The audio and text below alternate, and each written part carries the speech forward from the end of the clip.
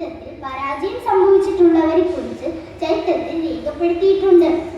അതുകൊണ്ടാവാം ഇന്ന് വിദ്യാഭ്യാസ മേഖലകളിൽ പോലും അച്ചടക്കത്തിന് വലിയ പ്രാധാന്യം നൽകുന്നത്. എന്നാൽ ഇന്ന് ചിലരിലെങ്കിലും അച്ചടക്കം ആവശ്യമില്ലെന്നും അത് അടിമത്തമാണെന്നുമുള്ള കാഴ്ചപ്പാട് വളർന്നു വരുന്നുണ്ട്. ഇതിൽ നിന്ന് 3 കാര്യങ്ങൾ നാം പ്രധാനമായി മനസ്സിലാക്കേണ്ടതുണ്ട്. ചെയ്യേണ്ട കാര്യങ്ങളാണ് ചെയ്യേണ്ടത്. ചെയ്യേണ്ടതും അരുതാത്തതുമായ കാര്യങ്ങളുണ്ട്. അവയെ തരംതിരിച്ച് വേണ്ടത് മാത്രം സ്വീകരിക്കാനുള്ള മനസ്സും കഴിവുമുള്ള ഒരാളെയാണ് അച്ചടക്കമുള്ള ആൾ എന്ന് വിളിക്കുന്നത്. അടുത്തത്, ചെയ്യേണ്ട കാര്യങ്ങൾ ചെയ്യേണ്ട വിധത്തിൽ തന്നെ ചെയ്യണം. നല്ല കാര്യം നല്ല വിധത്തിൽ ചെയ്ത് അവസാനിപ്പിച്ചാൽ അത് നമ്മെ വിജയത്തിലേക്ക് കൊണ്ടെത്തിക്കുകയില്ല. മൂന്നാമത്തെ സംഗതി, ചെയ്യേണ്ട കാര്യങ്ങൾ ചെയ്യേണ്ട സമയത്ത് തന്നെ ചെയ്യണം.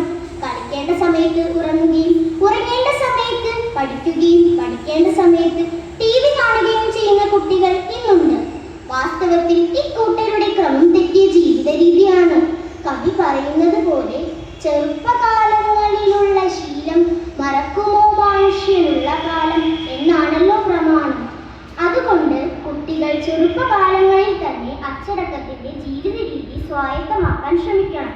കുഞ്ഞുണ്ണി മാഷിന്റെ കവിതയിൽ നമ്മളോട് പറയുന്നുണ്ട് അച്ചടക്കത്തിന്റെ അർത്ഥം അച്ചം കൊണ്ടുണ്ടാകുന്ന അടക്കം.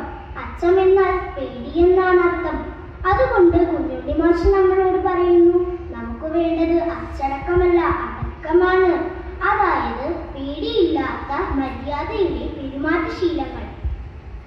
ഉത്തമമായ ആദർശം എന്ന നിലയിലുള്ള അച്ചടക്കത്തോടെ വളരാൻ ശ്രമിക്കട്ടെ എന്ന് ആശംസിച്ചുകൊണ്ട് എൻ്റെ വാക്കുകൾ ഞാൻ നിർത്തുന്നു. നന്ദി, നമസ്കാരം.